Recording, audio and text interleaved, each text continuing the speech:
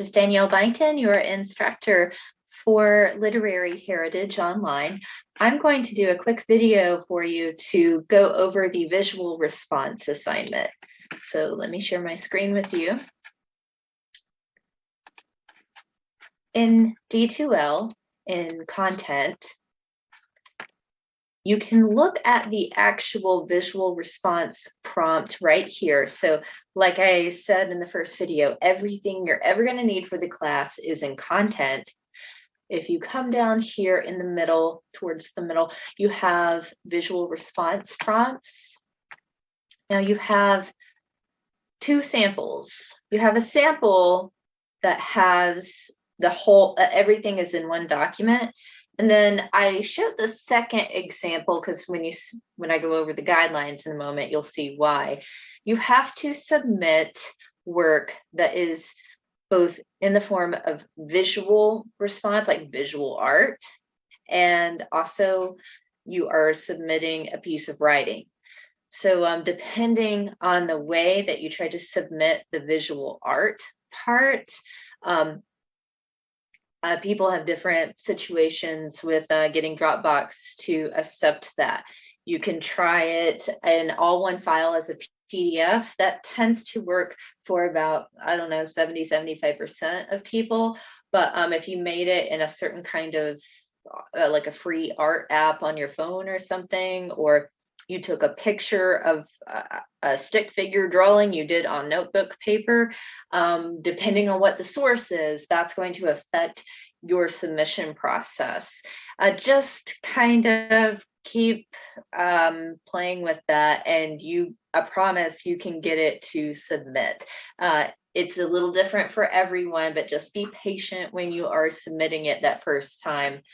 And maybe write down for yourself how you got it to do that, so you don't forget the second time and the third time and so on, that you have to do these visual responses, if you had some trouble with it. So in your prompt and guidelines, I break this down in a few different sections. Up here, this isn't super imperative, but I put this information here at the top to explain to you why on earth you're doing this in the first place. I feel like that's also necessary because this is a very non-traditional sort of assignment. What you're doing is you're going to pick some sort of topic or point of discussion or a question that I raise, if you look down here in the prompt section, from the pointing to points video, rather the videos, plural. Now, not every single reading will have a video. That's possible. You could still write about a reading that doesn't have a video, but I would prefer you to pick a topic or question from those videos. So let's go on through the rest of what you're going to do. Now, the whole reason you're doing that is because I'm kind of exercising this whole thing with my educational business that is exploring the influence of word and image, how those things work in education and psychology. So this is kind of a way to help you more abstractly, more in depth, understand the material rather than just writing a response that feels tedious and useless if you're doing it every week and you're not getting very much feedback on it. So moving on, this section is just kind of explaining almost the same thing of what I just pointed out down here. You're going to sketch a drawing. Now, let me clarify something about that. I don't care what it looks like as long as it's not super vulgar or offensive. It can be stick figures. It can be blobs and splotches. Sometimes I see some that are really, really good, but that doesn't matter. You are not graded on what your visual art looks like because this is an English class, not a visual arts class. The point is, again, the semiotics, that relationship of word and image that's going on there, how one is informing the other, so you can get more out of the reading that you choose to do this with. So you're going to pick that. You are not graded for what you draw, you are graded for what you write. Now it's very, very short. And I do that on purpose because I have so many students. If I have several of these, and that could be anywhere between 100 to 200 of these, that's about how many students I might have, all of these coming in at roughly at once. The longer it is, the less feedback I can give. If you're just giving a little blurb of information here for me, I can give you feedback. I'm seeing at least a few sentences of your writing voice, and I can give you feedback to help you improve where you are at that point. It might be little tiny grammatical things, or it might be, hey, I'm starting to see this pattern at large with the way you try to express the way you perceive connections in literature. So this topic or point or thing, you're going to pick it out from one of the videos. It has to be on whatever we have read, whatever readings were assigned in between each response. Now, in the case of the very first response, which in this class isn't due for a few more days, I'm going to go over here to the course calendar to show you real quick. It's probably a little better if you see this. So on your course calendar, your first visual response is due right there. So everything above that from Joyce Carol Oates and everything in the second week is fair game for your choice of what you would write about in that visual response. Now, let me clarify that things you can write about. Again, when I say it can be a point, a topic, a question from one of these videos, this is where you will find that. So right now, I have currently only uploaded the Joyce Carol Oates video. I am currently editing the Flannery O'Connor video and the Raymond Carver video. And then probably by Monday or Tuesday, you should have the rest.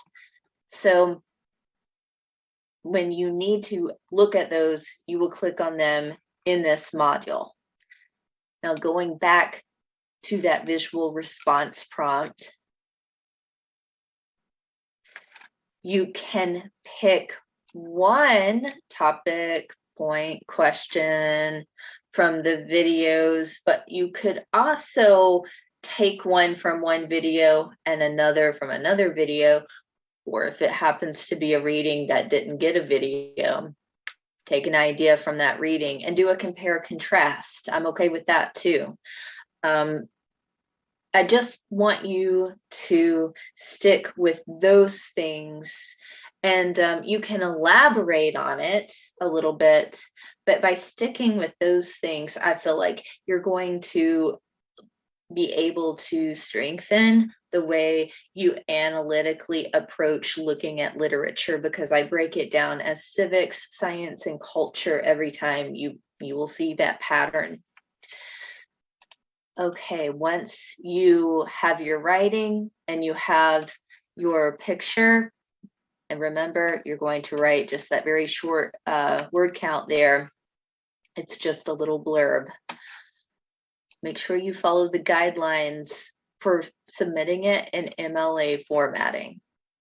So let's go back into this module for the visual response prompts, and you can then see these samples of what this might look like.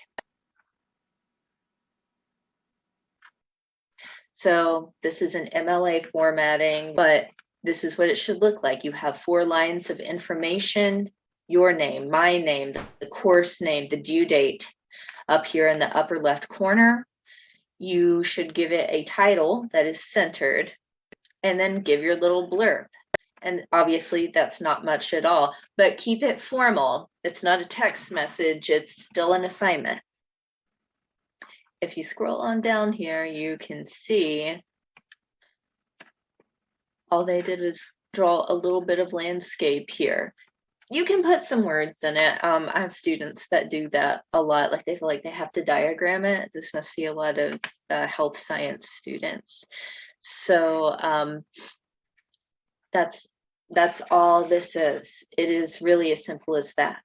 I'm going to go to the second one as well real quick so you can see that. Now this one is an example. It's the exact same thing as sample one, but this is an example of one where someone, because of their device or how they were saving their pictures or whatever, they all semester had to submit their writing as a Word document and then their illustration as a PDF.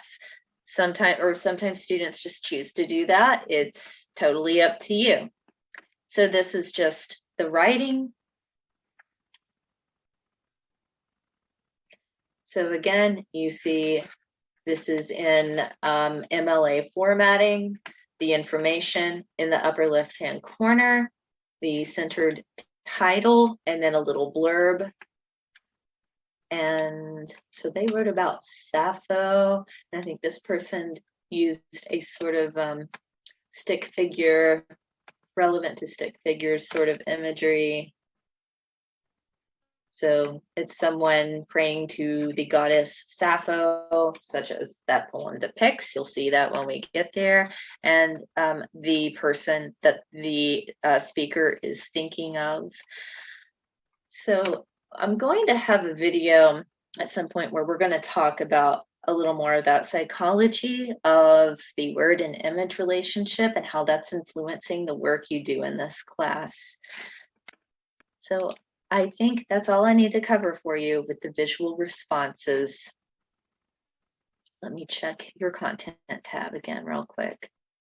Yeah, that's all you need for visual responses. Now, if you're still struggling, it's probably because you usually don't have assignments like this where you're told to draw something unless it actually is an art class. But if you are still unsure genuinely about your writing or how you are writing about your drawing, then just send me a draft of what you have and I'll look it over. So that's it for the visual response video. And again, just send me an email if you have any questions, even if it's not about this.